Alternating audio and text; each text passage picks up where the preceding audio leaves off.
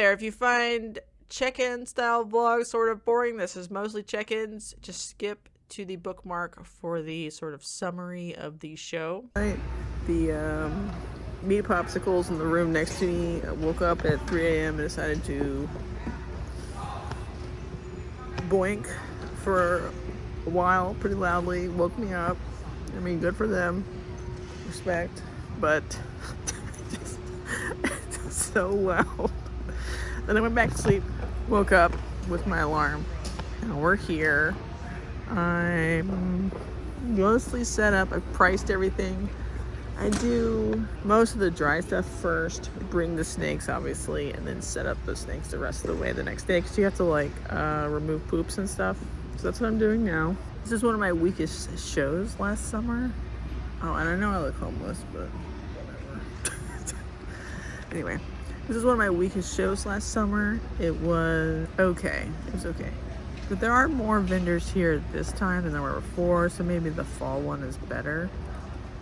And I went ahead and got 4 tables, and I only had 2 last time, so maybe that'll make it better, because it's not that much more money to go 4 instead of 2 for this circuit, which is Lone Star, by the way. So it was $350 for 4 instead of $220 for 2. I didn't bring a ton more snakes though, because as always, I don't really think it's that fair to snakes to take them to show after show after show, or any other animal for that matter. So I just brought 1% of snakes that I have for sale. And I wanted to bring more boas. Let's turn you around. All right, we're back. I never got my mic either, so that's tough. Anyway, I wanted to bring more boas. I did not bring them because a lot of them were in shed, actually. So we only have 3 boas. It's the Weirdo Key West, and IMG have VPI, and a VPI Zulu that I actually think might be IMG also. But it just doesn't look it enough, so whatever. These are like empty toes, but there's snakes in here. I don't normally put corn snakes in here, little corn snakes anyway, but I need to sell yearling corn snakes kind of faster than I am the current rate. So I don't have 2-year-old corn snakes next year, so I'm sort of prioritizing them a little bit here. And some adults, I really need to like reshuffle adult corn snakes a lot. So if you want an adult corn snake, send me a message. It's mostly the same sorts of ball pythons that were here last time, but I don't know why, but like cypress stuff at shows hasn't really been selling the way I thought it would, even if it's like relatively cheap. So that's kind of depressing, because I like cypress. I think it's fun. I just got an inquiry on Market about this one. They're like, do you do wholesale? I don't have wholesale turned on anywhere for this animal, like a wholesale price, because I think that system is really stupid. I don't know. I just sent it back. I'm like, what species do you mean? If he means like, do I just want to sell this for 30 cents? Then the answer is no. But if he wants to buy all of them for $50 each and get an expensive one and a lot, maybe. But it's just like these nonsensical messages on Work Market. Let's talk about this thing. I don't like them. They scratch too easily, and I do like ring them with towels and stuff. And they're too reflective, I think. I don't know how to fix that, especially here with the lighting. They're not normally this bad, but I guess if you lean in, it fixes it, but not really. It's very cool. I do have more yearling corn snakes. I need them to go away. Some of them are like pretty cheap. And then over here, I don't know if I'm bringing the right mix of babies or not. Sort of just bringing the same, like bringing 20 of the same 60 over and over again, which so like each show I bring a different set of 20, but it's the same 60, so they're all sort of quarantined together. So a lot of the expensive ones haven't really been selling very well, like at these shows. So maybe I should re-switch the inventory. And they're like, I've sold one of these in almost every show. So like the price point isn't the issue. It's just like people are like, why is it gray? And I'm like, because it's awesome. It's better that way. Oh god. All right, I'm over here. The 4th table has always been an issue. We're like, what the fuck goes on the fourth table? Could be shirts, could be more snakes. But then I don't really want to bring more snakes. So I did get cork and spiderwood for this side. And it was a tight squeeze in the truck. I really need a trailer if I'm going to do much more of this kind of stuff. I got too many big pieces in my box. This is a big ass piece. This is a big ass piece. I thought about like drilling holes and stuff and like zip tying the prices on, but then I'm like, I don't know. This isn't that many pieces. Hopefully people don't pick it up, knock the prices off, or manipulate it by like moving a $5 tag and thinking I won't notice because I will fight them. We'll see. And then spiderwood, they kind of feel like the price is correct. I don't know what they retail for normally, but I doubled my wholesale price. But at least these are like easier to transport than cork. Maybe I should do flats. I thought about buying flats too, but it's like another thing to transport, another class.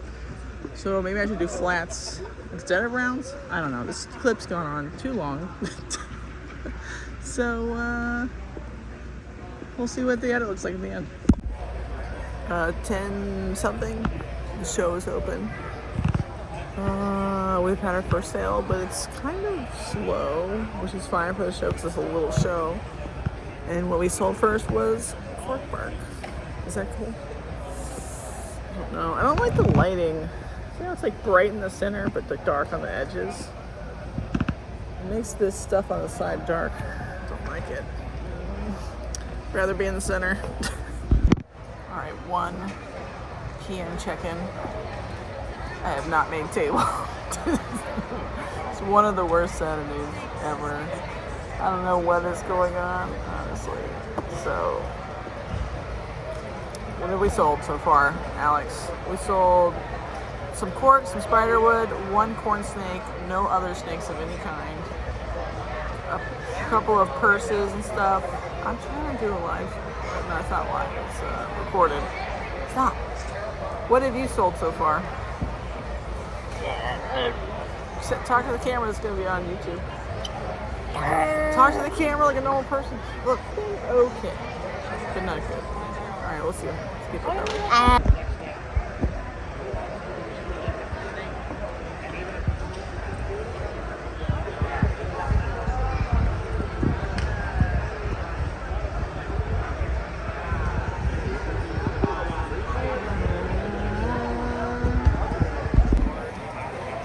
Status update.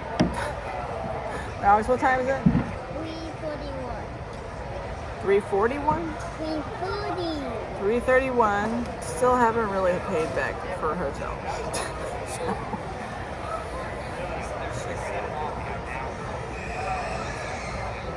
Hopefully tomorrow's better. Takes 1 snake. Hello. It's the morning of day 2. Yesterday we did only $526 of sales, which covers hotel, covers table costs, but not really because it doesn't really account for cost of goods sold. So you would really need to do like $1,000 to really cover those 2 expenses. So we're not doing good. This is one of the worst shows I've done this year, and but it's kind of on par with what this show was for me in the summer. This exact location, 3-in-1 and a spider purse. Didn't sell any wallets yet, which is crazy because usually wallets sell the best because they're smaller and people are like, I don't want a whole purse, but no, I just want a awesome wallet. None of the coin purses sold yet. Sold lots of like Alex's section. Say hi, Alex. And this is always because it's just an impulse purchase. Clearly, bigger snakes sell better than like the little things. But we did sell a couple little things. And even though there's a lot of slap bracelet snake competition, we did sell some of those. Snake-wise, this snake is still in here. He's just hiding. And so are all these. The only snake I sold was 1 corn snake yesterday, which is horrific. I need to like Windex again because there's stuff everywhere, but here's what we got. We got a Key West, an IMG, BPI Sunglow, Proven, Miami, she's Het Motley, Chester Het Cinder Hypo, a male Sunquist Het Shatter, some 1-year-old corns, another 1-year-old corn. Ball python wise, no, normally I sell a couple of bananas or something pretty quickly because, you know, it's a banana. But somebody here was selling bananas for 20 bucks. And so they would come to me with their banana. And I'm like, why would I want to spend it 100 bucks for a banana when I could buy that one? And I'd probably take less, you know, if it's a pet person, that's what's going to push them over the edge. But they're not even really talking about it. They just move on. Another thing that's a problem is like double het females. Nobody really cares. So if you're out there on the internet and you want a trio of double het BPI clowns, let me know. The other thing that people don't really seem to pick up on is like Kryptons in general. They look too much like normals. It would have to be someone who cares about Kryptons. You know what I mean? So if they're like... Also, these snakes aren't stuck. They just like come up and rest on it. They probably could get stuck if they really forced themselves to be, but this is why Dream goes out of business. I have maybe 30 yearling corn snakes left, so it's sort of a priority to sell them at this point, especially if they're male, because males aren't as desirable as they get older as females. So I did like put a couple of them like on sale. And then as far as baby corn snakes, it's mostly the stuff I've been taking. Like I have 60 snakes that are pulled out as like snakes that go to shows right now. And I sort of rotate 20 different ones each show if I can. And I'm trying to take not just the cheapest possible ones, which I do have those too because I like to do a spread, but some of the nicer ones to like show people that they can be nicer too. This show, sometimes that works, sometimes it doesn't. I have a tricolor, a leopard gecko, and a Slowinski eye, and a hognose, but mostly corn snakes. And then somehow this sign got put in here. That's really weird. Okay. Did I do that? Let's fix that.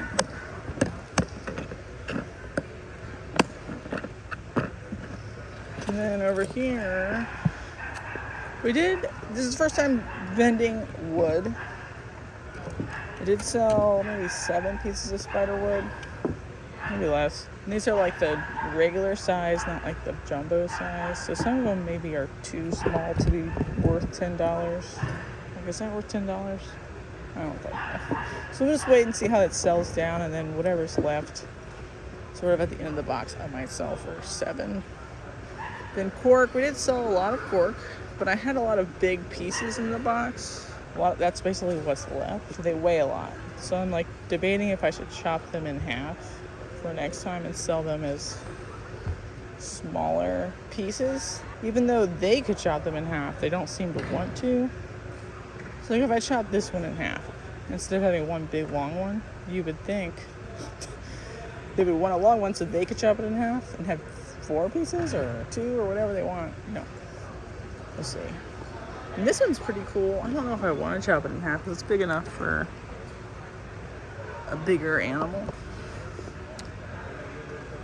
See how that goes. Here's the full setup currently. It's like a lot. Usually snakes, live animals get priority. Alex is near me because he needs help usually, and then like Fluff is on either side. And then this extra weird black table, it was because this person didn't show up and she asked me to expand. Otherwise, it would have just been on this table, which is what I paid for. Sunday, 12 o'clock check-in. We have sold 1 more snake for $20. What the fuck? A little bit more stuff, some more wood, some more toys for little kiddos, and it's getting better. But it's not busy per se. This show's been hard, brutal. brutal. I don't know what I talked about in the last couple of clips, but definitely focusing on smaller pieces of cork bark is better to me. And cheaper snakes as always. I don't remember the last time we talked, but it's 2 o'clock. It's too many check-ins probably, but sold some more stuff, but not any more snakes, which is bad, but it's fine. That's my 2 o'clock update. I'm looking forward to not being here anymore, because shows are good if they're busy, bad if they're like busy, but you're not doing that good. And there are people selling stuff here and people buying stuff. There's just too many vendors for the dollars floating around, I think. All right, I'll see you guys in a bit. Here's some B-roll for you. As always, I appreciate all sales and conversations and business cards and networking that a show can provide. So I don't want to ever sound ungrateful, but this is the show experience that I had. So not all shows are a banger, and this one was okay. But the last clip I left off on, I was not doing that great. There were a couple of additional sales later in the day that sort of pushed it over and made it exactly the same as the summer show. I did pay for 2 extra tables for this fall show. I was expecting to do more because I had more tables, more inventory, and I did basically the same anyway. I think part of why I did basically the same, just competition. There were 3 times as many vendors at this show as there was at the fall show. The foot traffic might have been a little bit more than the summer, but not a lot more, so spread that out. 3 times as many vendors, same amount of customers. So it was just okay. There were a lot of 50% off sales, a lot, an absolute shit ton. And some people started 10% off the first day, 50% the second day, and some people just started at 50% off day 1. So if you think the market has bottomed, I don't know. I think the bottom is bottoming. I'll let you know when it turns. So I did, thankfully, blessedly, cover expenses, table, hotel, mileage, paid for my snackies, and made a slight amount of profit over the cost of goods sold. And I think that is awesome, because not everybody is able to do that. Talked to lots of cool people that I've never met before. Saw people I've already met before. That is very good for a show. Went to dinner with Josh. Very fun. We went to Indian. I love Indian. It was very fun. Family, so cute. Kids, awesome. Wife, great. Met lots of fun people. But is the show awesome? No. The problem is, I travel in, so I pay for a hotel, pay travel expenses. And if I just do okay, just cover expenses, make a little bit of profit, that's not really enough to justify the weekend away, in my opinion. I'm getting a little bit more strict now that I've done lots of kinds of shows about trying to figure out which ones make the most sense for me. And I think this one is maybe a locals only show. Just saying. Probably was fun to attend because there was a lot of stuff there this time. Maybe not go to the summer one. Craft verification of reptile shows is still in full force. There was soap, bath bombs, a tumbler vendor. Yeah. There was a ton of AI art slop. I don't like that. And a lot of Temu specials, which is, not as bad as the AI art slop. Art theft is the same no matter which form it comes in, pretty much. The craft verification or the enshittification of reptile shows will probably continue as long as the ability to sell pets and mid-grade animals is really compromised. And a lot of people, lament. They gnash their teeth because they're like, I don't want the reptile show to have bath bombs and purses and toys and jerky. It's just gonna happen.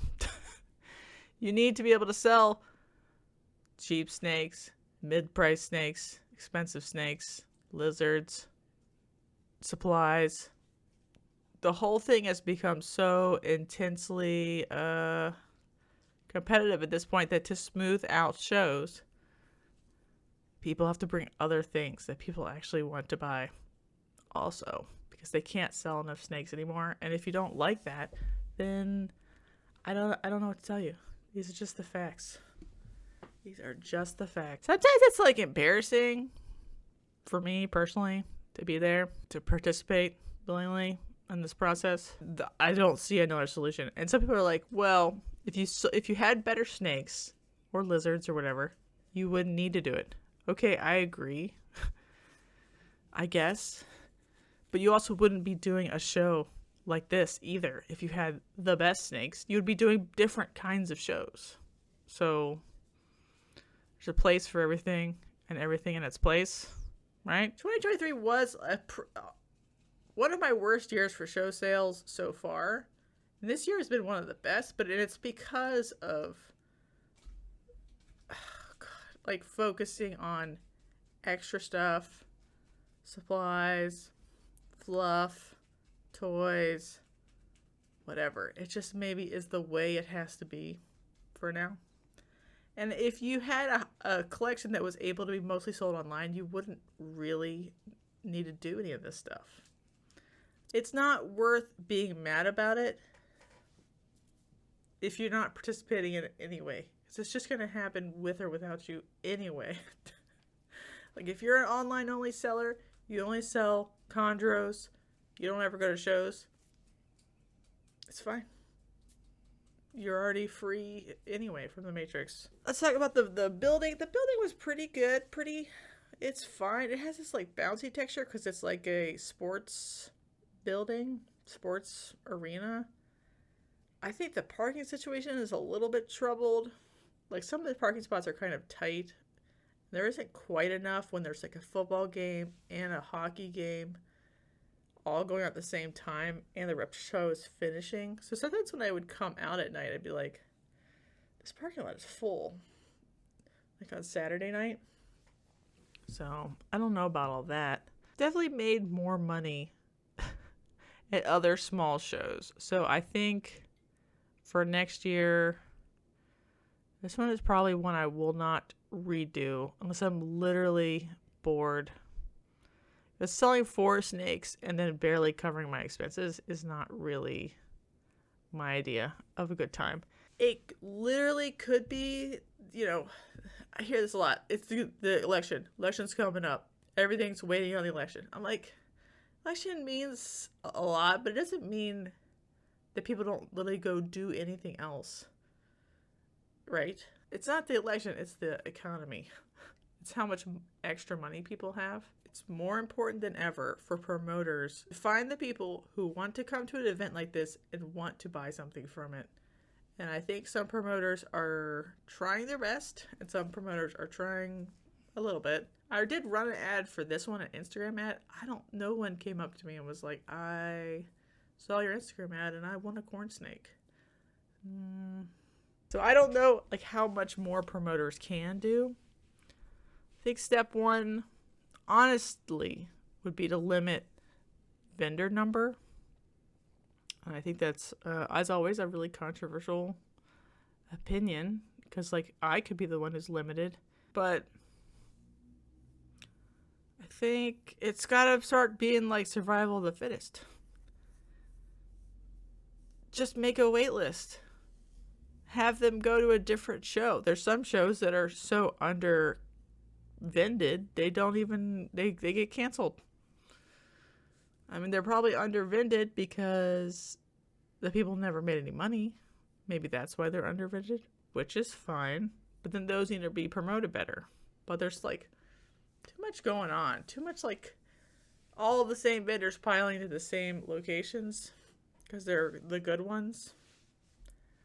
None of it's really that healthy. And I'm sure once spring rolls around, all the spring shows will be good because it'll be tax money and that'll be fine and dandy. I think promoters need to look really hard at what they're doing because there seems to just be like a constant stream of people coming in, leaving, coming in, leaving, coming in, leaving. And the ones that end up staying are the ones that sell the most craft fair type stuff because those are the ones doing the best. It's very complicated right now out there. It's not super easy and like, oh yeah, you're just gonna make $1 million. It's always more complicated out in the real world than people like to tell you, because a lot of people are like, well, if somebody made $35,000 at Tinley, then obviously the market is still awesome, supposedly. And they're using that to like keep you motivated, sell the dream, but it's not ever, someone else's experience is not your experience. Okay, your market, your local area, who you sell to. So the only way to really know how you're going to do or how you can endure, persist, is just to go out and do the shows, and then do the ones that do good, drop the ones that don't. That's all there is to it. And I think the people who are drinking the haterade on the way shows are now, with the craft fair vibe, fix the market then. Like, I don't know what to tell you. There's literally, this is the only logical solution to the problem. The craft verification will end whenever the market gets better. People will bring snakes because their margins are better on snakes or lizards or whatever. Whenever the market improves, they will stop bringing as much stuff. It'll just sort itself out naturally. I think I've talked long enough, so if you enjoyed whatever just happened, let me know. I'm hoping next time to do more like pictures of dinner, pictures of other people's booths, and interviews and stuff like that. It's really hard though when you're like soloing with a child to get away from your booth long enough to like do a 15-minute interview that you can cut down to 2 minutes. So, bye.